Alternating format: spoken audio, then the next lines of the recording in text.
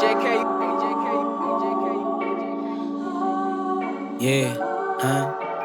Bitches zero pero 100 play. Real shit, money, money, I'm so day. Broke as fuck, get the money, go away. Broke as fuck, get the money, go away. Bitches zero pero 100 play. Real shit, money, money, I'm so day. Broke as fuck, get the money, go away. Broke as fuck, get the money, go away. Wag mo na balakin na ako'y ipakapa. Focus mo na lang sa hustle, wag kang magpakadaga. Dami tila namang ha, nung ako na gumawa. Sa'kin mo maririnig yung hinahanap na tugma. A-Coast, talagang hindi mabilang tang ina. Kay OC or say you baby, pwedeng sep na pambira. Takatak, parang Yossi sa EDSA na tininda. Dumiretso pa Manila, tapos dun na binuga. Pagkatapos makasabak, belo sulat ng kanta. Making money all day, walang katulong mag-isa. Sa kalsada rumagasa yung galaw kakaiba. Di mapigil ang feeling, Grove Street pelikula. Pinaikot bumubolin, sobrang hirap talaga. Pero sa ngayon lang yo, balang araw magiging ha 100k di magkasya sa bulsa. Yung pangarap mataas pero kayang makuha na.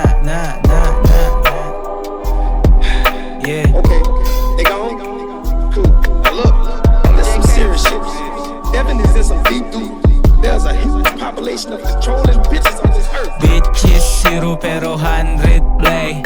Real shit, money, money, I'm so day. Broke as fuck, get the money, go away. Broke as fuck, get the money, go away. Bitches zero pero 100 play. Real shit, money, money, I'm so day. Broke as fuck, get the money, go away.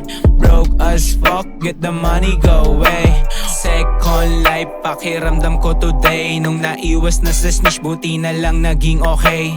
KO na naman sa checking mga bay. Walang balak mag-stay, get the money play. Nung dating ako'y wala, hanggang ngayon sanay na. Nanatiling malupit hanggang sa magamay na. Yung mga tulong sa amin di makasabay na. Ibahin yung aming area, puro pasaway na. Tatataglay, talaga lahat mabenta. 15 3H pataas, lahat dito may kwenta. Di pwedeng tenga, sayang bawat benta. Pag nakita mo ako, matik ay nagbibenta. Teka And they keep expanding.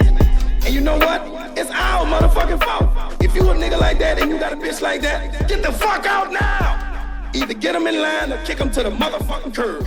Amen. Hallelujah.